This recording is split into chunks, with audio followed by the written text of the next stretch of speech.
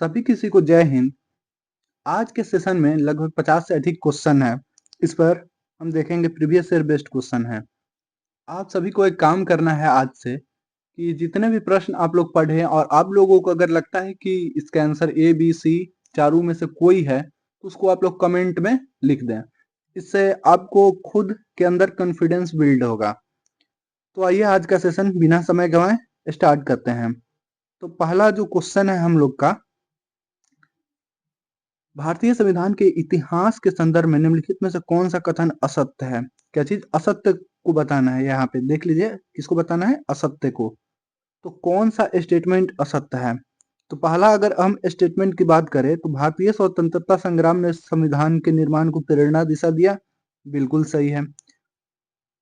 British प्रशासनिक व्यवस्था एवं सरकारी ढांचा का प्रभाव संविधान के स्वरूप को प्रतिफलित होता है, ये भी सही है। अब पूछिएगा ये क्यों सही है? ब्रिटिश जो सरकारी ढांचा था वो क्या भारतीय संविधान के प्रतिफलित होता है? तो आप लोग एक अधिनियम पढ़िएगा, भारत शासन अधिनियम, तो उससे कई सारे अनुच्छेद जो हैं वो भारतीय संविधान में लाए गए हैं। तीसरा नंबर हम लोग देख ले ऑप्शन में, तो तीसरा नंबर में है संविधान में धार्मिक समरूपता अनफॉर्मेलिटी ऑफ रिलीजन को पूर्ण रूप से अपनाया गया। धार्मिक समरूपता नहीं अपनाया गया, यहाँ पे धर्मनिरपेक्षता को अपनाया गया है। ठीक, तो ये आपका गलत है। चौथा नंबर, महात्मा गांधी के नैतिक एवं सामाजिक आदर्श संविधान के परोक्ष रूप में झलकते हैं, ये भी सही है। तो हम लोग का कौन सा ऑप्शन सही हो गया? Option C. Option C is correct answer. ठीक, क्योंकि ये असत्य है। आइए नेक्स्ट क्वेश्चन की तरफ हम लोग चलें। इसका स्पष्टीकरण भी आप देख सकते हैं। इसके स्पष्टीकरण में बताया गया है कि भारतीय संविधान में विविधता और बहुलता। विविधता का अर्थ क्या चीज हुआ कि हमारे यहाँ बहुत सारे लोग रहते हैं, जैसे हिंदू, मुस्लिम, सिख, ईसाई, बहुत सारे लोग हैं। उनके अपनी अपनी रीति रिवाज, अपनी अपनी प्रथाएं हैं। स्वीकार करते हुए धर्म निरपेक्षता के मूल सिद्धांत को अपनाया, परंतु धर्म समरूपता की बात नहीं की गई। इसलिए तीसरा जो कथन है वो असत्य है। ठीक, यहाँ तक आप लोग को बात क्लियर हो गया। अब आइए सेकेंड क्वेश्चन की तरफ हम लोग चलते हैं।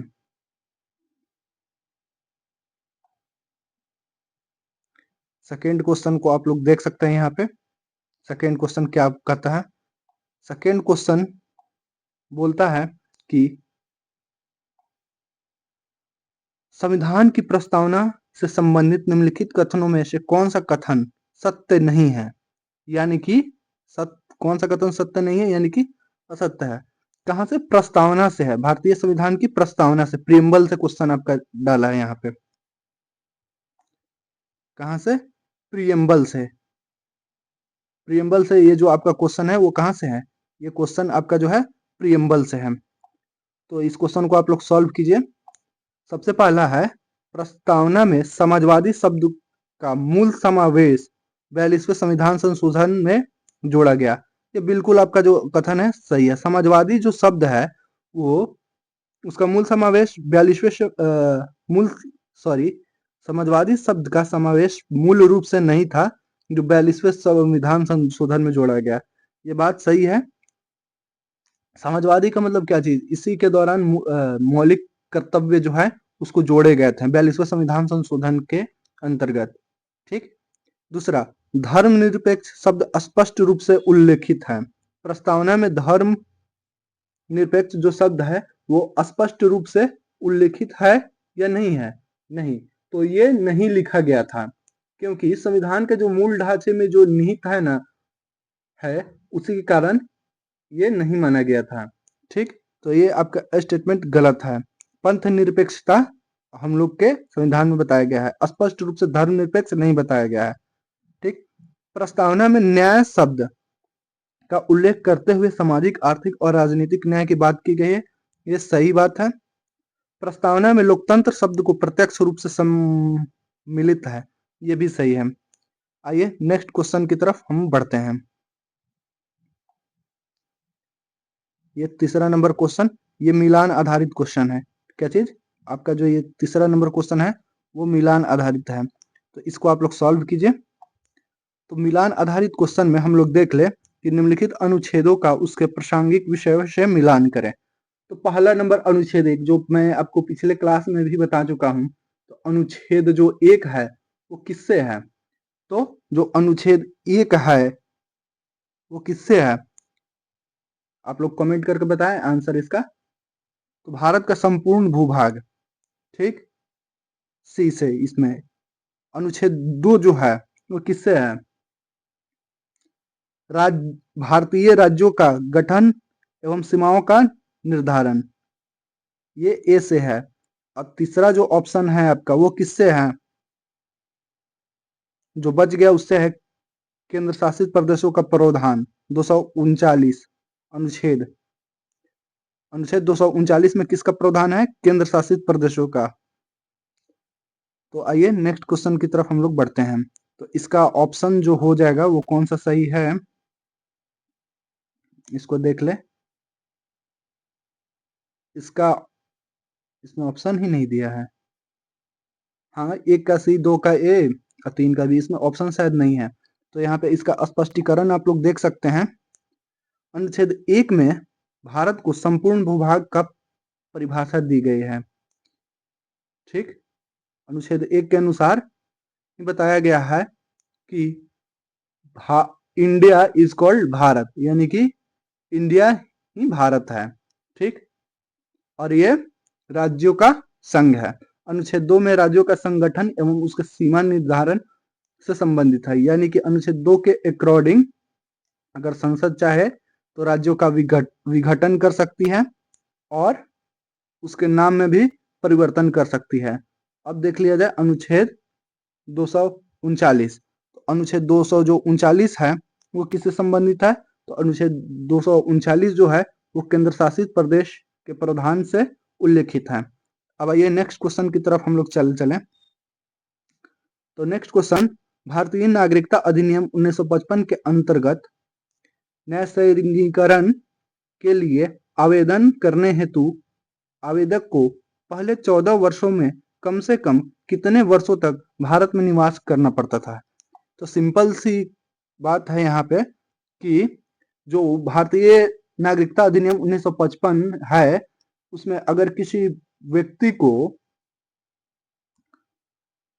आवेदन करना है भारत में निवास करने के लिए तो कम से कम 14 वर्षों कम से आवेदन को पहले पिछले 14 वर्षों में कम से कम कितने वर्षों तक भारत में निवास करना, यानी कि वो 14 वर्ष से ऑलरेडी है तो उससे पहले उसे कितने वर्षों पहले तक भारत में निवास करना अनिवार्य है। तो इसका ऑप्शन 11 वर्षों तक। क्या चीज? इसका सही जो आंसर होगा वो कितना होगा? 11 वर्षों तक, ठीक। आइए नेक्स्ट क्वेश्चन की तरफ चलते हैं। यहाँ पे आप पढ़ भी सकते हैं स्पष्टीकरण में।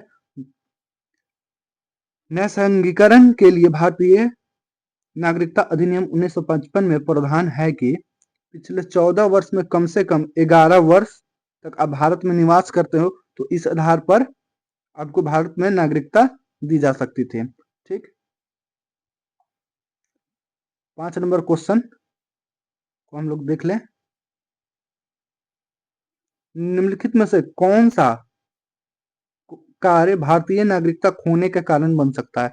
ये तो आपको भी पता होगा, ये तो लॉजिक के आधार पर भी आप दे सकते हैं। क्या चीज होगा इसका? दोहरी नागरिकता। यहाँ पे सीधा ऑप्शन देख के ही लग रहा है दोहरी नागरिकता, यानी कि आप मान लो जैसे भारत का आप नागरिक हो, सिटीजनशिप लिए हुए हो और आप किसी अन्य देश का सिटीजनशिप अगर ले लेते हैं आप तो आपकी नागरिकता जो है वो रद्द कर दी जाएगी अगर भारत सरकार को पता चलती है तो, ठीक। तो ये यही है इस क्वेश्चन में। आइए नेक्स्ट क्वेश्चन की तरफ हम लोग चलें। 6 नंबर क्वेश्चन में हम लोग ये देख सकते हैं कि सीएए 2019 के संदर्भ में, सीएए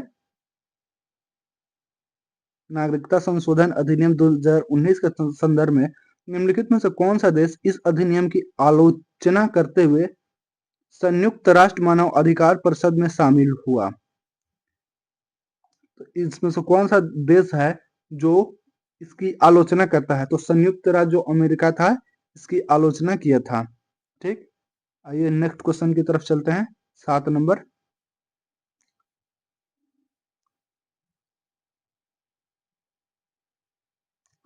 7 नंबर कथन एवं कारण आधारित प्रश्न है, इसको आप लोग सॉल्व करने का प्रयास कीजिए।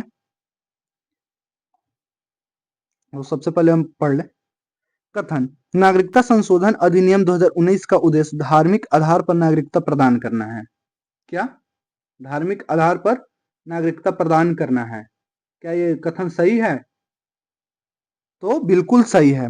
जो 19 का जो नागरिकता संशोधन अधिनियम 2019 है, उसके आधार पर, मतलब धर्म के आधार पर इसको दी जाती थी, तो ये बिल्कुल सही है। कारण, यदि अधिनियम धार्मिक अल्पसंख्यकों को उनके मूल देशों में हो रहे उत्पीड़न से राहत प्रदान करने हेतु बनाया गया है।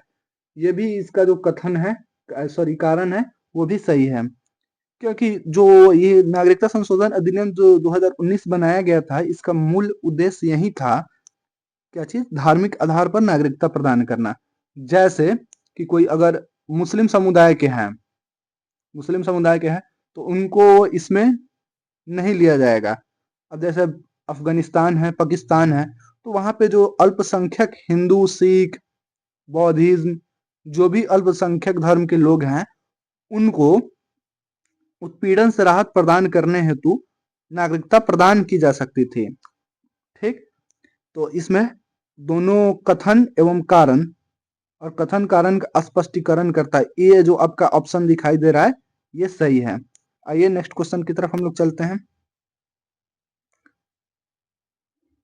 यहाँ पे देख भी सकते हैं कौन कौन से धर्म हैं। तो धर्म में हिंदू, बौद्ध, सिख, जैन, पारसी और ईसाई अल्पसंख्यकों को ध्यान में रखते हुए नागरिकता प्रदान की जाएगी। ठीक, 8 नंबर हम लोग क्वेश्चन देख लें। 8 नंबर क्वेश्चन का आप लोग आंसर देने का प्रयास कीजिए। 8 नंबर क्वेश्चन आप लोग को क्या कहता है? यदि यदि किसी राज्य का विधानसभा ठीक में नागरिकता से संबंधित प्रावधानों में संशोधन किया जाता है, तो उसका प्रभाव भारतीय नागरिकता अधिनियम 1955 पर किस प्रकार पड़ेगा? ये लॉजिकल क्वेश्चन है। अगर कोई राज्य विधानसभा में नागरिकता से संबंधित प्रावधान संशोधित करता है, यानी कि कोई नियम लाता है या इसमें कुछ जोड़ता है, तो भारतीय नागरिकता अधिनियम 1955 पर क्या प्रभाव पड़ेगा? पहला ऑप्शन को देख लें। तो राज्य के संशोधन से नागरिकता अधिनियम प्रभावित होगा, क्योंकि नागरिकता एक राज्य का विषय है। क्या ये सही है? आप लोग को लगता है ये सही है? बिल्कुल गलत है, क्योंकि राज्य नागरिकता का विषय है ही नहीं। प्रभाव तो पड़ेगा, लेकिन राज्य नागरिकता का विषय है ही नहीं, तो ये गलत है। ठीक, अब दूसरा हम लोग देख लें। राज्य के संशोधन का प्रभाव केंद्र सरकार द्वारा निर्धारित नागरिकता अधिनियम पर नहीं पड़ेगा, क्योंकि नागरिकता एक केंद्रीय विषय है। ये बिल्कुल सही है। राज्य का संशोधन का प्रभाव जो है वो केंद्र पर नहीं पड़ेगा, क्योंकि ये नागरिकता जो है, यानी कि अब हम लोग जो हैं, क्या बिहार राज्य का सिटीजनशिप आप लोग सुने हैं? नहीं ना। सिटीजनशिप कहाँ का मिलता है? तो इंडिया का। तो ये किसका है? तो ये केंद्रीय एक विषय है, ना कि राज्य का एक विषय है। आइए आगे हम बढ़ते हैं। यहाँ पे देख ले तीसरा ऑप्शन, राज्य के संशोधन दोनों विधायी संस्थाओं के बीच टकराव उत्पन्न होगा। यह भी बिल्कुल गलत है। राज्य संशोधन स्वतः भारतीय नागरिकता द्वारा चुनौती योग्य है। यह भी गलत है। ठीक, आइए नेक्स्ट क्वेश्चन की तरफ हम लोग चलते हैं।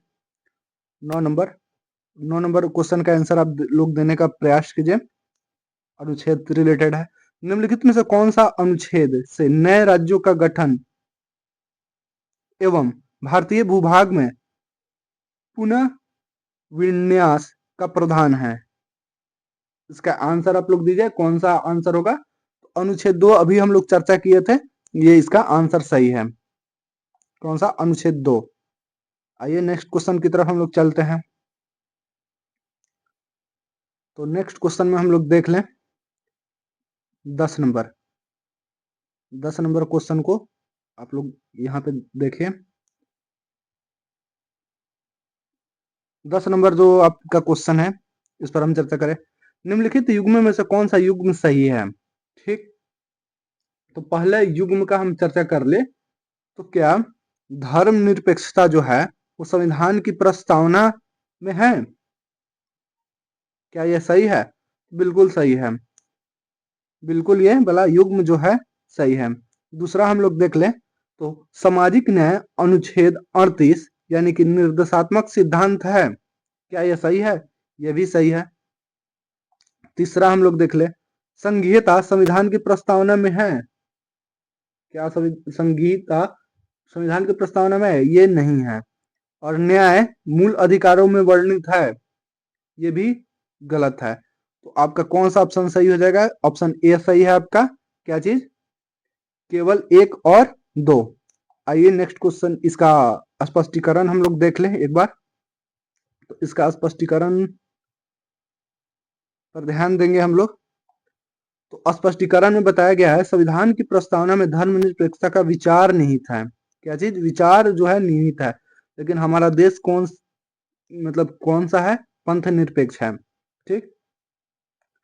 सामाजिक न्याय के सिद्धांत निर्देशात्मक सिद्धांत के में अनुच्छेद 38 के अंतर्गत आते हैं। क्या चीज? डायरेक्टिव जो प्रिंसिपल है वो अनुच्छेद 38 के अंतर्गत आते हैं। नेक्स्ट में देख लिया जाए संघीयता का उल्लेख प्रस्तावना में प्रत्यक्ष रूप से नहीं है तथा न्याय को मौलिक अधिकार में विशिष्ट रूप से नहीं रखा गया है। ठीक। आइए नेक्स्ट क्वेश्चन की तरफ हम लोग चलते हैं। कथन आधारित प्रश्न है। कथन, एक मिनट, ये क्या हो गया? तो यहाँ पे हम लोग देख ले कि आधुनिक राजनीतिक प्रवृत्तियां भारतीय नागरिकता कानूनों में सुधार के दबाव के का कारक बन रही है। फिर से पढ़ते हैं हम लोग। आधुनिक राजनीतिक प्रवृत्तियां भारतीय नागरिकता कानूनों में सुधार के दबाव का कारक बन रही है। ठीक। निम्नलिखित में से कौन सा तर्क इस कथन का समर्थन करता है? यानी कि जो हमारा वर्तमान जो राजनीतिक है, जैसे बीजेपी, कांग्रेस, जितने भी राजनीतिक दल हैं और उनकी अलग अलग जो सोच विचारधारा है, नागरिकता कानून में सुधार के दबाव का कारण बन रही है। अब जैसे मान लो कोई और रिलीजन को ज्यादा सपोर्ट करता है, कोई और रिलीजन को कम सपोर्ट करता है, कोई अन्य धर्म को ज्यादा मानता है, तो वो चाहेगा ना कि मेरा जो धर्म के लोग हैं उनको बढ़ोतरी हो। तो इसी कारण जो हमारा क्या बोलते हैं नागरिकता है, यानी कि सिटीजनशिप लेने का जो प्रावधान है, उसमें दबाव बन रहा है और बहुत सारे कारक भी बन रहे हैं। तो पहला नंबर हम देख लें। तो पहला नंबर हम लोग ऑप्शन देख ले वैश्वीकरण के प्रभाव से। क्या चीज? वैश्वीकरण के प्रभाव से पारंपरिक नागरिकता मापदंड विकसित हो रहे हैं। बिल्कुल ये स्टेटमेंट है जो सही है। ठीक। घरेलू सुरक्षा के संदर्भ में कानूनी कार्रवाई लाना आवश्यक हो गया है। ये भी सही है। घरेलू मतलब जो आंतरिक जो सुरक्षा है उसमें, अब मान लो कोई रूहानिया मुसलमान है, वो आके भारत में रहने लगा, तो उसके लिए तो कानूनी कार्रवाई करना ना होगा, वरना ऐसे तो जिसको मन किया वो आके रह जाएगा। तो वहां पे कानूनी रूप से मजबूती प्रदान करना। अब तीसरा हम लोग पढ़ लें, ये भी है वो भी सही है। तीसरा हम लोग देख ले जनसांख्यिकी के बदलाव के कारण नागरिकता से संबंधित नीतियों में संशोधन अपरिहार्य हो। ये भी आपका स्टेटमेंट सही है। यहाँ से आप एक और लॉजिक लगा सकते हैं, यहाँ पे देख लिए कि ये दोनों सही है। तीसरा पढ़ने की कोई जरूरत नहीं है। चौथा ऑप्शन डी आप लोग टिक कीजिए और आगे बढ़िए, उपयुक्त सभी। ठीक, क्योंकि इसके अतिरिक्त कोई अन्य ऑप्शन नहीं है। अब हम लोग 12 नंबर क्वेश्चन की तरफ चलते हैं। सॉरी, 7 नंबर ही क्वेश्चन है, 11 के बाद 7। यार हड़बड़ी में कुछ भी हो जाता है। अच्छा कोई नहीं, तो 55-60 के आसपास क्वेश्चन जाएंगे। चलिए 7 नंबर क्वेश्चन हम लोग करते हैं। 7 नंबर क्वेश्चन को हम लोग, एक मिनट, 7 नंबर क्वेश्चन को आप लोग अटेंड कीजिए। तो 7 नंबर हम लोग का क्वेश्चन बोलता है कथन नागरिकता संशोधन अधिनियम 2019 का उद्देश्य धार्मिक आधार पर नागरिकता प्रदान करना है। ये बिल्कुल है, सही है। ठीक। यदि अधिनियम धार्मिक अल्पसंख्यकों के मूल देशों में हो रहा है उत्पीड़न, ये तो अभी हम लोग ने हाल फिलहाल में किया था। इसका कौन सा ऑप्शन सही है? ये ऑप्शन सही है।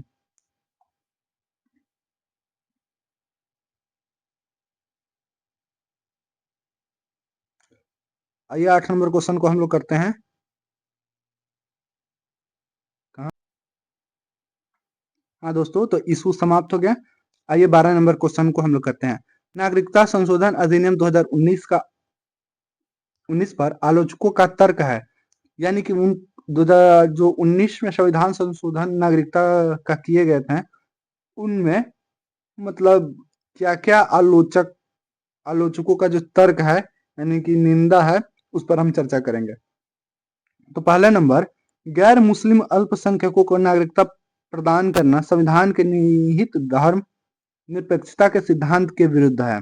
ठीक, तो निम्नलिखित में से कौन सा विकल्प इस आलोचना का मजबूत करता है? इस आलोचना को कौन सा विकल्प मजबूत करता है? तो इसका आप लोग आंसर कमेंट में भी दीजिए, तो काफी आसान है। तो ऑप्शन एक में देख लिया जाए, केवल गैर मुस्लिम और प्रवासियों को नागरिकता प्रदान करने के प्रावधान। सभी धार्मिक समूहों के लिए नागरिकता प्राप्ति प्रक्रिया। संविधान में स्पष्ट रूप से धर्मनिरपेक्षता का उल्लेख होना। मुस्लिम समुदाय, ये जो आपका तीनों ऑप्शन है वो गलत है। मुस्लिम समुदाय के लिए अतिरिक्त प्रावधान होना, ये क्या सही है? कोई प्रावधान नहीं है। संविधान में धर्मनिरपेक्षता को स्पष्ट रूप से उल्लेखित नहीं किया गया है, क्योंकि हमारा देश जो है पंथ निरपेक्ष है। सभी धार्मिक समूहों में समान नागरिकता प्राप्ति प्रक्रिया, ये भी नहीं है। तो केवल ऑप्शन ए सही होगा। ठीक, आइए नेक्स्ट क्वेश्चन की तरफ हम लोग चलते हैं। 13 नंबर को आप लोग सॉल्व कीजिए। 13 नंबर क्वेश्चन क्या बोलता है? तो 13 नंबर क्वेश्चन बोलता है कि एक विदेशी नागरिक जिसने 14 से 11 वर्ष भारत में निवास किया है और एक भारतीय नागरिक से विवाह भी किया, यानी कि मान लो कोई नागरिक है विदेश का, वो मतलब 11 वर्ष 14 वर्ष में 11 वर्ष भारत में निवास किया है और किसी भारत नागरिक से इस कोई भी लेडीज या जेंट्स हो सकता है, उससे विवाह कर लिया। किन शर्तों पर भारतीय नागरिकता प्राप्त हो सकती है? यदि वह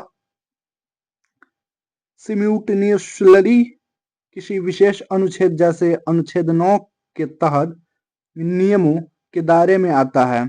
ठीक, तो पहला ऑप्शन हम लोग देख ले कि स्वतः स्वतः उसे स्वतः भारतीय नागरिकता प्राप्त हो जाएगी।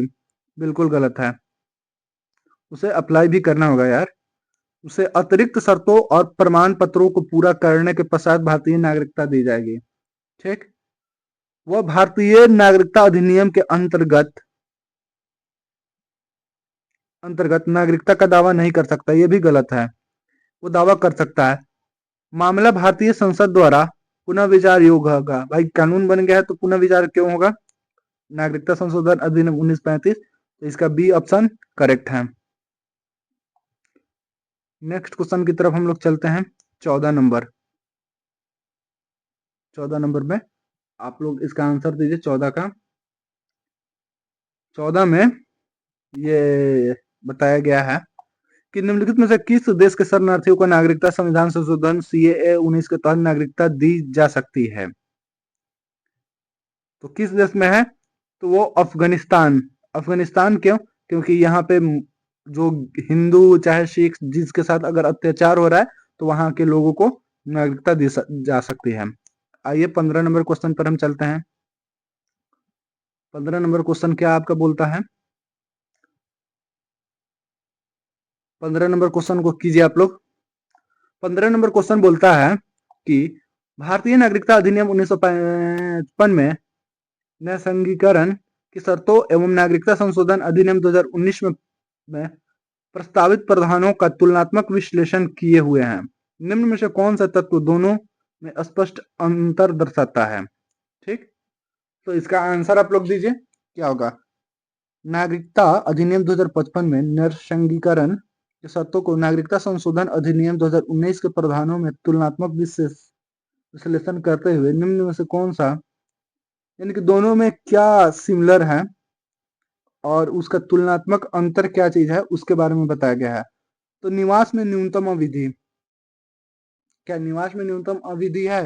यानी कि पहले जो 14 वर्ष में 11 वर्ष रहना था, नहीं है।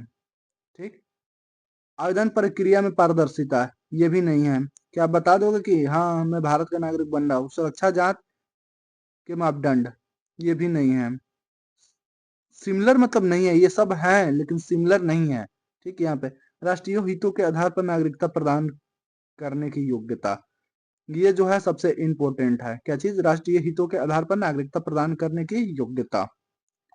आइए नेक्स्ट क्वेश्चन की तरफ हम लोग चलते हैं। यहाँ पे एक बार पढ़ भी लीजिएगा इसका स्टेटमेंट, मीन्स आंसर राइटिंग में आप लोग को काम आ जाएगा। जहां नागरिकता अधिनियम 1955 मुख्य रूप से निवास अवधि एवं सुरक्षा जांच पर जोर देता है। क्या चीज? निवास अवधि, यानी कि कितने समय से है भारत में और उसका क्या क्या कार्य रहा है, अच्छा कार्य रहा है, बुरा कार्य रहा है, सुरक्षा पर जोर देता है। वहीं नागरिकता संशोधन अधिनियम राष्ट्रीय हितों और धार्मिक मापदंडों के आधार पर, क्या चीज? धार्मिक मापदंडों के आधार पर किया गया है। 16 नंबर क्वेश्चन को हम लोग देखते हैं। भारतीय संविधान निर्माण में निम्नलिखित में से कौन सा स्रोत सही नहीं है? तो सबसे पहला जो भारतीय निर्माण में कहाँ कहाँ से कौन कौन से लिए गए प्रावधान या अनुच्छेद, तो पहला हम लोग देखते हैं कि मौलिक कर्तव्य। तो जो मौलिक कर्तव्य है वो कहाँ से लिया गया था? यूएसएसआर से लिया गया था, यानी कि संयुक्त राज्य रसिया से लिया गया था। दूसरा देख ले, जो संसदीय प्रणाली है वो ब्रिटेन से ली गई थी, सही है। नीति निर्देशक तत्व आयरलैंड से। मौलिक जो अधिकार थे वो कहाँ से लिया गया था? मौलिक जो अधिकार हमारे हैं वो जर्मनी से लिया गया था? नहीं, जर्मनी से नहीं लिया गया था हमारा मौलिक अधिकार। मौलिक जो अधिकार है हम लोग का अमेरिका से लिया गया था। तो ये जो आपका डी ऑप्शन है ये करेक्ट है। ठीक, आइए नेक्स्ट क्वेश्चन देखें। 17 नंबर 17 नंबर क्वेश्चन अटेंड कीजिए आप लोग। तो 17 नंबर क्वेश्चन में हम लोग देखते हैं कि एक नागरिकता राजेश जिसका जन्म भारत में हुआ है, ये केस स्टडी है। क्या चीज? एक नागरिकता भारत राजेश जिसका, मान लो कोई राजेश नाम का व्यक्ति है जिसका भारत में जन्म हुआ है, बचपन से अंतरराष्ट्रीय प्रवेश में बीता है, यानी कि वो जन्म से ही वो विदेश में रहता है और हाल में ही भारत लौटकर देखा कि बिना पूर्व सूचना के उसे दोहरी नागरिकता के कारण भारतीय नागरिकता खोनी पड़ी। यानी कि वो भारत में, वो जो राजेश है वो विदेश में क्या ले लिया? नागरिकता ले लिया। यानी कि मान लो कोई भारत का नागरिक है, उसका भारत में जन्म हुआ है, ठीक, राजेश नाम का, और वो नेपाल जाके बचपन में ही बस गया और वहां भी उसको नागरिकता मिल गई है। तो दोहरी नागरिकता के कारण किसकी, यहाँ पे देख सकते हैं, दोहरी नागरिकता के कारण भारतीय नागरिकता खोनी पड़ी। तो निम्न में से किस प्रावधान के आधार पर ऐसा संभव हो सकता है? तो इसका आप लोग आंसर कमेंट में दीजिए। भारत नागरिकता अधिनियम की धारा 9, ये क्या सही है? बिल्कुल सही है। भारत नागरिकता अधिनियम की धारा 9 के तहत ही अगर आप किसी अन्य देश के नागरिक हो और भारत का नागरिकता बनवा रखी है तो आपकी नागरिकता खोनी पड़ सकती है। ठीक, तो आइए आगे चलते हैं। तो यहाँ पे स्पष्टीकरण भी देख सकते हैं आप लोग, स्क्रीनशॉट आप लोग इसका ले लीजिए। 18 नंबर क्वेश्चन को आप लोग सॉल्व कीजिए। 18 नंबर क्वेश्चन, तो 18 नंबर क्वेश्चन में आप लोग को बताया गया है क्या, वर्तमान वैश्वीकरण की प्रक्रिया ने भारतीय नागरिकता कानून पर किस प्रकार प्रभाव डाला है? यानी कि जो वैश्वीकरण जो अभी हो रहा है उसमें भारतीय जो नागरिकता है, यानी कि जो सिटीजनशिप है का जो लॉ है वो किस प्रकार से भारतीय कानून को प्रभावित किया है? तो पहला ऑप्शन देखिए, नागरिकता प्राप्ति के लिए आवश्यक निवास अवधि में कमी। क्या ये सही है? बिल्कुल सही है। यानी कि पहले जो था लंबा अवधि था लेकिन अब शॉर्ट अवधि कर दिया गया है। दूसरा, नागरिकता के मापदंड में अंतर्राष्ट्रीय मापदंडों के अनुरूप बदलाव। जो अंतर्राष्ट्रीय मापदंड है, मान लो कोई अमेरिका से आके भारत रहना चाहता है या जर्मनी से आके या फ्रांस से आकर के, तो उसके लिए अंतर्राष्ट्रीय मानदंड के अनुरूप इसको बदलाव किया गया। आवेदन प्रक्रिया में स्वचालन एवं पारदर्शिता वृद्धि की गई है। तो ये तीनों सही है, यानी कि उपयुक्त डी आंसर जो आपका है वो करेक्ट है। ठीक, आइए नेक्स्ट क्वेश्चन की तरफ हम लोग चलते हैं। तो नेक्स्ट क्वेश्चन में हम लोग देख लें, तो नेक्स्ट क्वेश्चन क्या बोलता है, निम्न में से किस संविधान संशोधन ने भारतीय संविधान में धर्मनिरपेक्षता के सिद्धांत को पुनर्स्थापित करते हुए नागरिकता के मुद्दे को प्रभावित किया है? यानी कि धर्मनिरपेक्षता के सिद्धांत को पुनर्स्थापित यानी कि पुनः लागू करते हुए नागरिकता के मुद्दे को प्रभाव डाला है, तो कौन सा है? तो आप लोग इसका आंसर कमेंट में दीजिए। तो 42वां संविधान संशोधन, 44वां संविधान संशोधन, 52वां संविधान संशोधन, 61वां संविधान संशोधन। तो जो 44वां संविधान संशोधन है वही इसको क्या किया है, पुनर्स्थापित करते हुए नागरिकता को मुद्दे को प्रभाव में डाला है। तो इसका स्पष्टीकरण आप लोग देख सकते हैं 44वें संविधान संशोधन का क्या कहा है। 44वें संविधान संशोधन के माध्यम से धर्मनिरपेक्षता एवं नागरिकता के मौलिक सिद्धांतों को पुनर्स्थापित किया गया है, जिनसे भारत नागरिकता अधिनियम में भी धार्मिक आधार पर भेदभाव न करके विचार सुदृढ़ हुआ है। ठीक, अब आइए नेक्स्ट क्वेश्चन की तरफ हम लोग चलते हैं। 20 नंबर, कथन एवं कारण आधारित प्रश्न। ठीक, एक बार में ही इसका आप लोग सटीक आंसर दे दीजिएगा। तो 20 नंबर क्वेश्चन को हम लोग देख लें। तो 20 नंबर क्वेश्चन को देखते हैं। कथन क्या बोलता है? भारतीय नागरिकता अधिनियम में सुधार की आवश्यकता मौजूद राजनीतिक एवं सामाजिक परिदृश्यों के कारण अत्यंत महत्वपूर्ण हो गई है। क्या कथन एक सही है? क्या कथन एक सही है? हाँ, तो कथन एक जो है आपका सही है। क्यों सही है? तो यहाँ पे भारतीय नागरिकता अधिनियम सुधार में आवश्यकता मौजूद राजनीतिक सामाजिक परिदृश्यों के कारण अत्यंत महत्वपूर्ण हो गई है। मान लो हमारे समाज में कोई भी आकर के बस जाता है तो उससे राजनीतिक माहौल पर भी प्रभाव पड़ेगा कि हाँ, कैसा था इसका राजनीतिक माहौल, क्या था क्या नहीं था। तो ये सही है, कथन ए सही है। कारण देख ले तो बढ़ते वैश्विकरण, प्रवाह की बढ़ती दर यानी कि लोगों का बढ़ता हुआ दर एवं बहुसांस्कृतिक समाज के निर्माण ने पारंपरिक नागरिकता मापदंडों में संशोधन की मांग को अनिवार्य बना दिया है। ये भी आपका सही है। तो कथन एक सही है और कथन जो है कारण का स्पष्टीकरण भी करता है। आइए 21 नंबर क्वेश्चन पर हम लोग चर्चा करते हैं। 21 नंबर क्वेश्चन आपका ये रहा। तो 21 नंबर क्वेश्चन को हम लोग पढ़ते हैं। 21 नंबर क्वेश्चन क्या कह रहा है? 21 नंबर क्वेश्चन कह रहा है कि निम्न में से किस दृष्टिकोण से भारतीय नागरिकता अधिनियम में सुधार करते समय राष्ट्रीय सुरक्षा और आर्थिक प्रगति, क्या चीज? राष्ट्रीय सुरक्षा और आर्थिक प्रगति के बीच संतुलन बनाए रखना अत्यंत आवश्यक है। तो इसका आप लोग आंसर दीजिए। इसका आंसर क्या चीज है? राजनीतिक स्थिरता सुनिश्चित करने के संदर्भ में, बिल्कुल सही है। अंतर्राष्ट्रीय संबंधों को सुधार में, बिल्कुल सही है। अभी इस क्वेश्चन को हम लोग हाल फिलहाल में ही चर्चा किए थे। घरेलू कानून व्यवस्था एवं विदेशी निवेश को प्रोत्साहित करने के संदर्भ में, बिल्कुल सही है। तो उपरोक्त ऑप्शन जो है ऑल ऑफ दिस सही है। तो आइए 22 नंबर क्वेश्चन पे हम लोग चर्चा करते हैं। कथन एवं कारण आधारित है। ठीक, तो 22 नंबर क्वेश्चन ये रहा आपके सामने। तो 22 नंबर क्वेश्चन का आप लोग आंसर दीजिए। भारतीय संविधान के ऐतिहासिक आधार में ब्रिटेन पर शासनिक व्यवस्था का प्रभाव नकारा जा सकता है। क्या ये कथन सही है? क्या ये कथन सही है? तो ये कथन सत्य है। क्यों? भारतीय संविधान के ऐतिहासिक आधार में ब्रिटेन प्रशासनिक व्यवस्था को नकारा नहीं जा सकता, क्योंकि भारतीय संविधान के बहुत सारे जो तत्व हैं, अनुच्छेद हैं, वो कहाँ से लिए गए हैं? ब्रिटेन से ही लिए गए हैं। ठीक, तो ये जो है आपका बिल्कुल सही है। दूसरा नंबर देख ले, एक मिनट।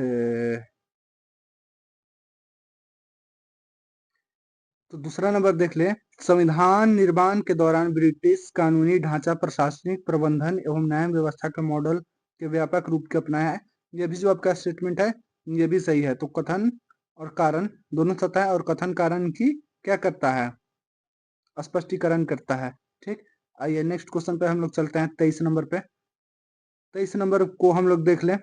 तो 23 नंबर का आधा अधूरा ही है। एक मिनट, अच्छा पढ़ते हैं इसको, 23 को भी। तो 23 को हम लोग देखें तो यहाँ पे बताया गया है, रिया जो भारत में जन्मी है 2018 में अमेरिकी नागरिकता ग्रहण की। रिया जो भारत में जन्मी है 2018 में अमेरिकी नागरिकता ग्रहण की, यानी कि अमेरिकी नागरिकता ली, और 2023 में उसने लौट के अस्थायी रूप से रहने का निर्णय लिया भारत में। तो नागरिकता अधिनियम 1955 के अनुसार क्या होगा?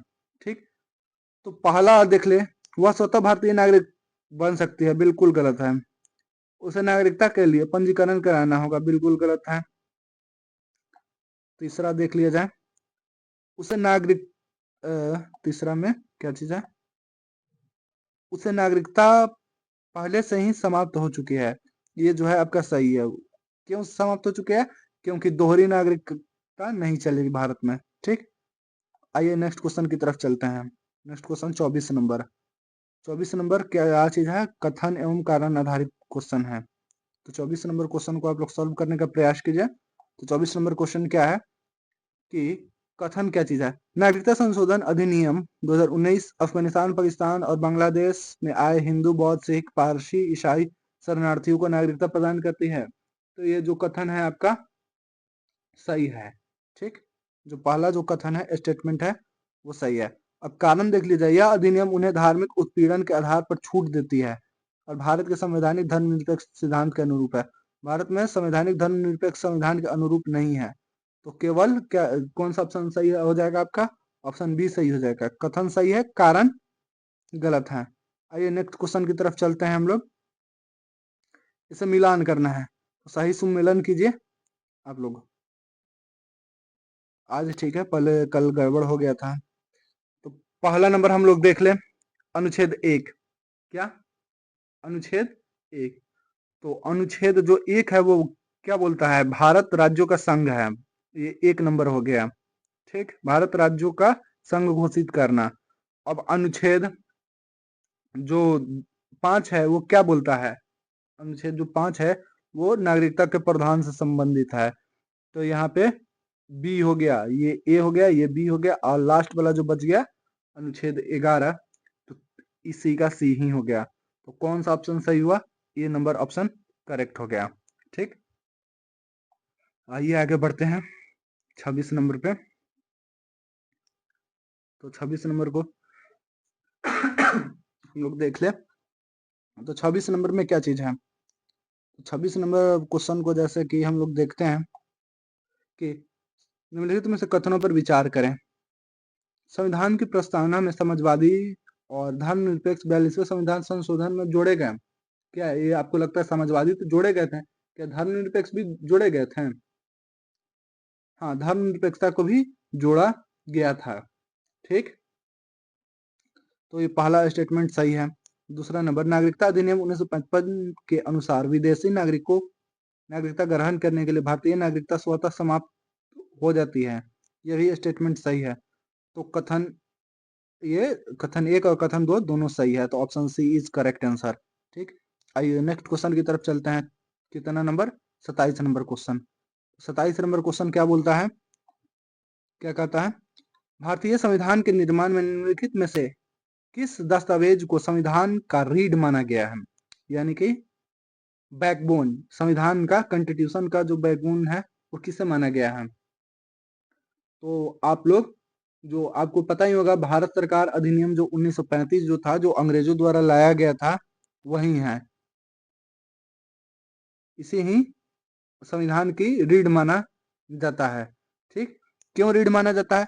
क्योंकि ये यहाँ से लगभग 200 जो अनुच्छेद थे, कितना अनुच्छेद? यहाँ से लगभग 200 आर्टिकल्स जो थे उसे भारतीय संविधान में लिया गया था। ठीक, आइए नेक्स्ट क्वेश्चन की तरफ चलते हैं। 1900 संविधान के रीढ़ माना जाता है क्योंकि यहाँ से संघीय ढांचा, राज्यपाल पद, न्यायपालिका प्रणाली आदि अधिकांश प्रावधानों इसी से लिए गए थे। ठीक,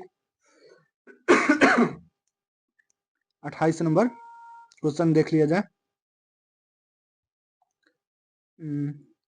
भारतीय संविधान की प्रस्तावना में निम्नलिखित में से कौन सा शब्द 42वें संविधान में समाजवादी ही जोड़ा गया था? आप लोग को जैसा कि पता ही है क्या चीज, समाजवादी। तो ऑप्शन बी तो आपको सीधा देख के ही लगता है। तो नेक्स्ट क्वेश्चन की तरफ हम लोग बढ़ते हैं 28 29 नंबर। 29 नंबर हम लोग क्वेश्चन देख लें, तो इसमें से आप लोग इसका आंसर दीजिएगा। क्या 28 नंबर को 29 नंबर क्वेश्चन क्या बोलता है कि नागरिकता संशोधन अधिनियम 1935 के अनुसार भारतीय नागरिकता प्राप्त करने के कौन से तरीके हैं? कौन कौन से तरीके हैं? तो पहला नंबर जो है जन्म से, वंशानुगत, पंजीकरण से, प्राकृतिक रूप से। ठीक, ये चारों आपको दिखाई जो दे रहा है, ये चारों हैं। ठीक, अब इसका भारत किसी नए क्षेत्र का भारत में वलय, तो सही विकल्प चुने। तो इनमें से कौन सा हो जाएगा? तो ऑप्शन ये भी आपका इसी में है, ये यहाँ पे ऑप्शन गड़बड़ है, इसको आप लोग 5 कर लीजिएगा। भारत में नए क्षेत्र का विलय, चौथा पांचवा। तो आपका कौन सा ऑप्शन सही हो जाएगा? सी, 1 2 3 4 5, पांचों ऑप्शन सही है। पांचों जो स्टेटमेंट है 1955 के अनुसार नागरिकता प्रदान करने के, ये सही है। अब आइए नेक्स्ट क्वेश्चन की तरफ चलते हैं। 30 नंबर, 30 नंबर नीचे है।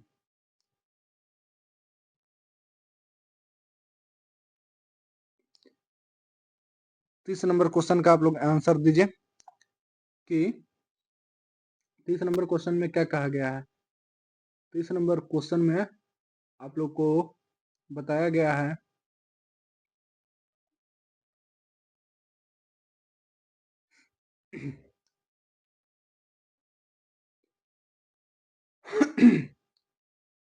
तीस नंबर क्वेश्चन को आप लोग सॉल्व कीजिए। 30 नंबर में बताया गया है कि नागरिकता अधिनियम 19 के खोने, मतलब जो नागरिकता अधिनियम 1955 है, उसको खोने में संभावित आधार कौन कौन से हैं? तो नागरिकता का त्यागना, क्या ये सही है? तो बिल्कुल सही है आपका, नागरिकता को त्यागना। अन्य देशों से नागरिकता प्राप्त करना, ये भी आपका सही है। तीसरा नंबर, नागरिकता से वंचित करना, ये भी सही है। मान लो आप कोई देश विरोधी कार्य करते हो तो आपको नागरिकता से वंचित रखा जाएगा। ठीक, स्वैच्छिक रूप से दूसरे देश में निवासी, यह जो आपका है ये गलत है। आप खुद नहीं जा सकते, पहले भारत की नागरिकता रद्द करो उसके बाद जाओ दूसरे देश में। तो ये आपका ऑप्शन बी जो है वो करेक्ट है। नेक्स्ट क्वेश्चन की तरफ हम लोग चलते हैं। कितना नंबर? 31 नंबर क्वेश्चन हम लोग देख लें। अब 31 नंबर क्वेश्चन हम लोग देख लेते हैं। 31 नंबर क्वेश्चन में क्या कहा गया है? निम्नलिखित स्टेटमेंट में से कौन सा स्टेटमेंट भारतीय संविधान एवं नागरिकता अधिनियम के संदर्भ में सत्य है? तो आप लोग इसका आंसर दीजिए, क्या होगा? संविधान की प्रस्तावना में धर्मनिरपेक्षता शब्द स्पष्ट रूप से उल्लेखित है, क्या ये सही है? ये बिल्कुल गलत है। 42वें संविधान संशोधन द्वारा समाजवादी शब्द प्रधान जोड़ा गया, तो ये तो आप पता ही है, बी ऑप्शन सही है, तो इसका भी बी ही होगा। एक ही क्वेश्चन बार बार रिपीट हो रहा है। 32 नंबर क्वेश्चन हम लोग देख लिया जाए। 32 नंबर का आंसर आप लोग दीजिए। 32 नंबर में क्या, निम्नलिखित में से कौन भारतीय संविधान को संघीय ढांचे की एक विशेषता नहीं है? क्या कौन सा इसमें ढांचा जो है वो भारतीय संघीय ढांचे की विशेषता नहीं है? तो आप लोग इसमें बताएं 32 का आंसर क्या चीज है? राष्ट्रपति का प्रत्यक्ष चुनाव जो है ये संघीय ढांचे का विशेषता नहीं है। ठीक, नेक्स्ट क्वेश्चन की तरफ चले हम लोग। इलेक्टोरल कॉलेज द्वारा चुने जाते हैं, राष्ट्रपति किसके द्वारा चुने जाते हैं? यहाँ पे स्पष्टीकरण को ध्यान से पढ़ लीजिएगा, यहाँ से एमसीक्यू, वन लाइनर एमसीक्यू आ सकते हैं। भारत का राष्ट्रपति प्रत्यक्ष रूप से जनता द्वारा नहीं बल्कि निर्वाचन मंडल इलेक्टोरल कॉलेज द्वारा चुने जाते हैं। ठीक, यहाँ पे ध्यान रखिएगा। नेक्स्ट क्वेश्चन की तरफ हम लोग चले, 33 नंबर। तो 33 नंबर में हम लोग देख लें 33 नंबर क्वेश्चन में क्या बोलता है। तो 33 नंबर क्वेश्चन में कहता है भारतीय संविधान संशोधन अधिनियम 2019 का मुख्य उद्देश्य क्या चीज है? तो आपको तो पता ही होगा, अभी आप लोग पढ़े हैं, आप लोग खुद से इसका कमेंट करके आंसर दें, क्या होगा इसका आंसर? तो पहला, भारत में प्रवासियों की संख्या को सीमित करना, ये बिल्कुल गलत है। कुछ विशेष समुदायों को नागरिकता प्रदान करना, हाँ ये बिल्कुल सही है, बी ऑप्शन। बी ऑप्शन क्यों सही है? क्योंकि यहाँ पे सिख, बौद्ध धर्म, पारसी, हिंदू जो अभी उत्पीड़ित अलग देशों में हो रहे हैं, उन्हें विशेष रूप से क्या नागरिकता देना। ठीक, नेक्स्ट क्वेश्चन की तरफ चलते हैं। तो संविधान के किस अनुच्छेद के तहत भारत राज्यों का संघ है? अनुच्छेद 1, आपको पता ही है। आइए नेक्स्ट क्वेश्चन की तरफ चलते हैं, 35 नंबर।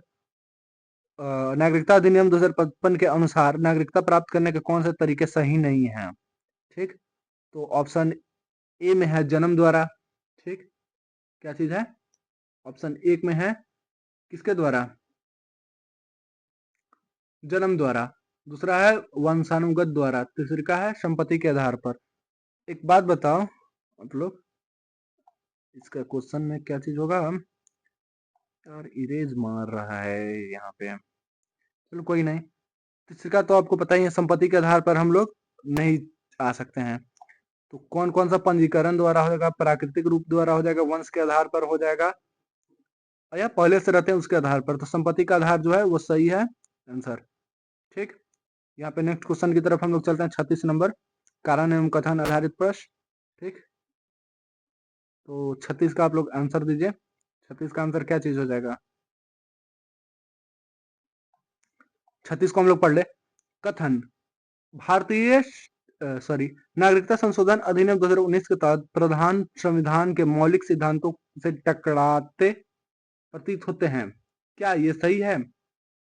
यानी कि जो नागरिकता संशोधन अधिनियम सीएए 2019 के कुछ प्रावधान संविधान के मौलिक सिद्धांतों से टकरा रहे हैं। क्या आप लोग को लगता है कि किसी को भी धर्म के आधार पर नागरिकता देना क्या हो सकता है? संविधान के मौलिक धार्मिक स्वतंत्रता पर सवाल खड़े करते हैं? हाँ, आप लोग इसका आंसर कमेंट में बताइए। इससे मेंस में भी टॉपिक पूछे जा सकते हैं। क्या चीज? मेंस में इससे क्वेश्चन इस तरह के पूछे जा सकते हैं कि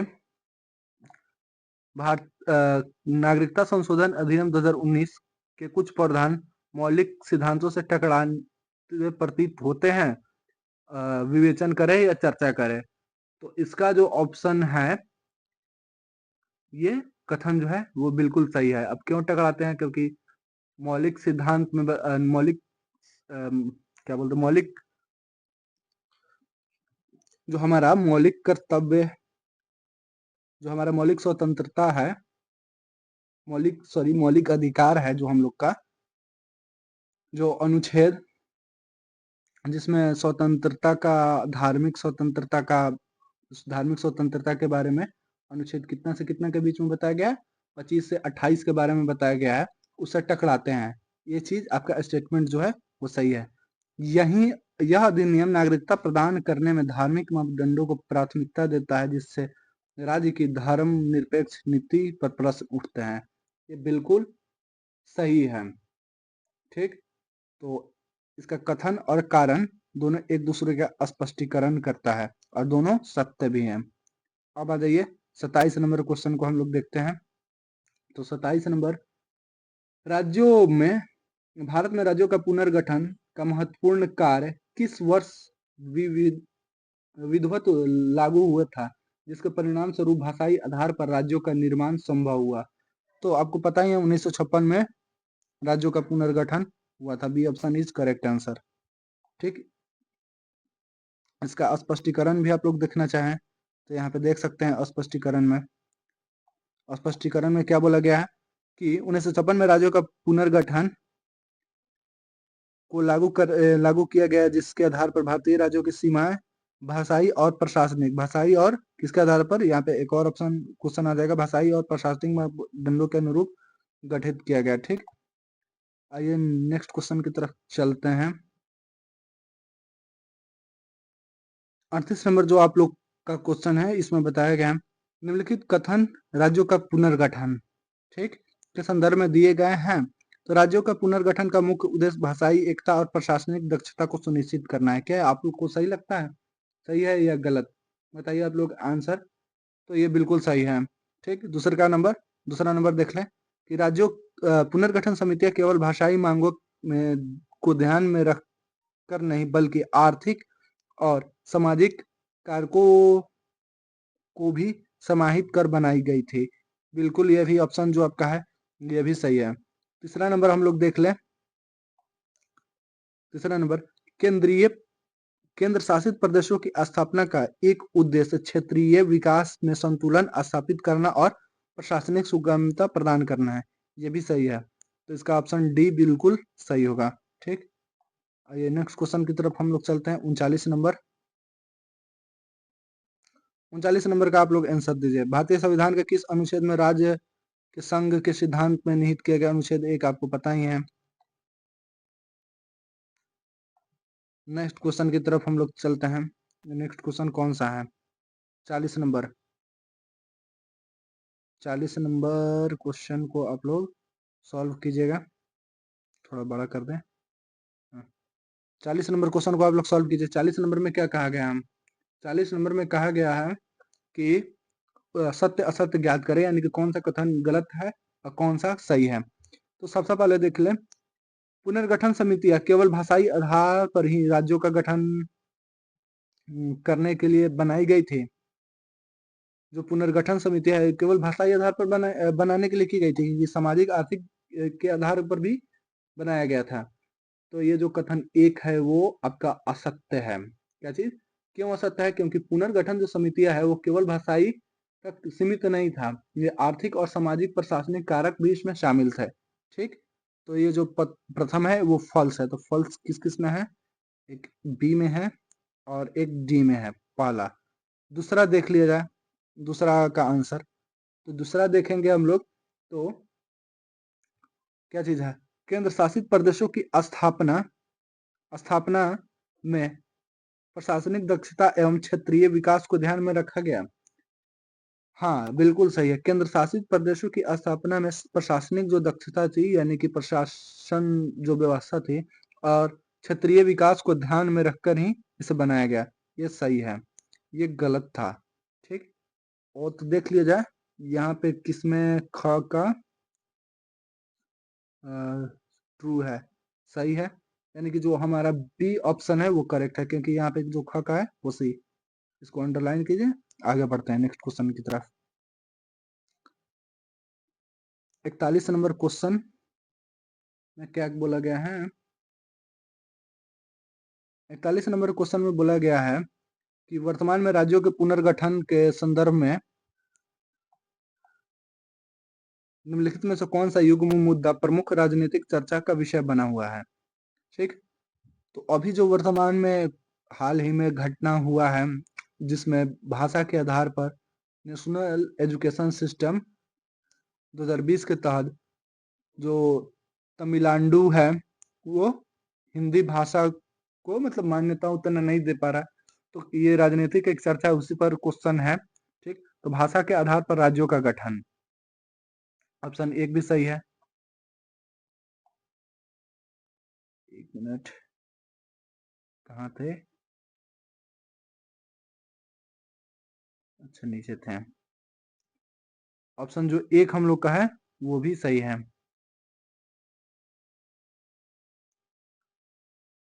भाषा के आधार पर राज्यों का गठन, ये सही है। दूसरे का क्षेत्रीय संतुलन एवं विकास में विषमता, क्षेत्रीय संतुलन एवं विकास में अक्षमता, ये भी हम लोग का है, वो भी सही है। बी नंबर भी। 80 नंबर, केंद्र शासित प्रदेशों की बढ़ती संख्या, ये भी सही है। तो उपरोक्त डी आंसर इज करेक्ट। आइए नेक्स्ट क्वेश्चन की तरफ चलते हैं हम लोग। 42 नंबर, कथन एवं कारण आधारित। 42 का आप लोग आंसर दीजिए, क्या होगा 42 का आंसर? 42 का आंसर आप लोग दीजिए। ऑप्शन आप लोग को दे दिया जाए, ये लो आप लोग को ऑप्शन मैंने दे दिया। इसका आप लोग आंसर देने का प्रयास कीजिए 42 का। तो कथन, राज्यों के पुनर्गठन का मुख्य उद्देश्य भाषाई एकता, सांस्कृतिक पहचान और प्रशासनिक दक्षताओं को सुनिश्चित करना था। क्या ये सही है? कथन एक जो है आप लोग का क्या सही है? आपको लगता है? तो बिल्कुल सही है। जो राज्यों का पुनर्गठन का उद्देश्य अभी आप लोगों ने जैसा ऑब्जेक्टिव में पढ़ा है, वो क्या चीज था?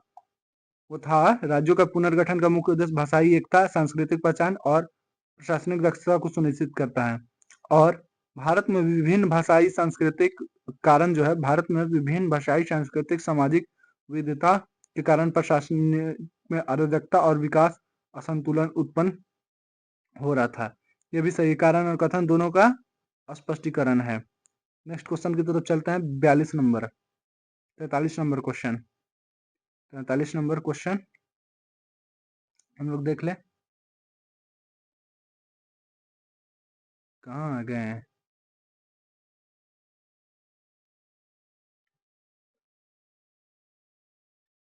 43 नंबर क्वेश्चन, हाँ यहाँ पे थे हम लोग। 43 नंबर 43 नंबर को आप लोग देख लीजिए। निम्नलिखित में से कौन सा उदाहरण इस बात को सिद्ध करता है कि राज्यों का पुनर्गठन प्रशासनिक दक्षता में सुधार किया। तो कौन सा मतलब गठन था जो प्रशासनिक दक्षता में सुधार के कारण हुआ था, राज्यों का कौन सा गठन। तो इसका आप लोग आंसर दीजिए। तो इसका आंसर जो है क्या होगा, ये तेलंगाना का गठन नहीं, तेलंगाना का गठन भाषा के आधार पर हुआ था। गुजरात और महाराष्ट्र का विभाजन भी भाषा के आधार पर हुआ था। ठीक, 1956 में राज्यों के गठन के बाद संरचनात्मक एवं समन्वय की जो क्रिया थी ये हुई थी। दिल्ली और केंद्र शासित प्रदेश का होना ये भी नहीं है। ठीक, तो ऑप्शन जो आपका सी है वो सही है। इसका स्पष्टीकरण भी आप लोग देख सकते हैं। तो 1956 में पुनर्गठन अधिनियम के क्रियान्वयन से भारतीय राज्यों की सीमा को पुनः निर्धारित हुआ, जिससे प्रशासनिक प्रक्रियाओं में स्पष्ट सुधार और दक्षता आई। यह उदाहरण प्रशासनिक पुनर्गठन और समन्वयन सुधार को दर्शाता है। ठीक, नेक्स्ट क्वेश्चन की हम लोग तरफ चलते हैं। 44 नंबर 44 नंबर में युग्म आधारित है, इसमें बताइए भाषा पहला जो युग्म है हम लोग का कौन सा है। 44 नंबर जो क्वेश्चन है वो इसमें से कौन सा जो युग्म है वो सही है। क्या चीज, भाषा आधारित पुनर्गठन, ये सही है, बिल्कुल सही है। यही युग्म जो है हम लोग का सही है। भाषा आधारित पुनर्गठन प्रशासनिक दक्षता, प्रशासनिक दक्षता, क्षेत्रीय संतुलन निवारण ये गलत है। सांस्कृतिक एकता ये भी गलत है। भाषाई विविधता का संरक्षण, आर्थिक विकास और सामाजिक समरसता ये भी गलत है। तो हम लोग का जो ऑप्शन ए है वो सही है। नेक्स्ट क्वेश्चन की तरफ चलते हैं हम लोग। 45 नंबर, ये 38 आ गए फिर, ये क्या हो रहा है। 44 45 नंबर हम लोग, तो हम लोग देखते हैं 45 नंबर क्वेश्चन। कथन, केंद्र शासित प्रदेशों को स्थापित न केवल प्रशासनिक सुगमता बल्कि क्षेत्रीय विकास संतुलन स्थापित करने के उद्देश्य से भी की गई है। इस कथन में आपका क्या विचार है। पूर्ण सहमत है, आंशिक रूप से सहमत है, असहमत है, उपयुक्त में से कोई नहीं।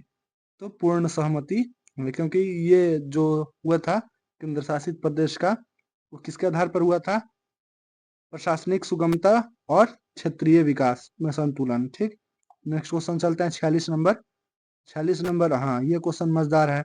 इस क्वेश्चन को आप लोग सम्मिलित कीजिए। अरे हाँ, इसका आप लोग आंसर दीजिए।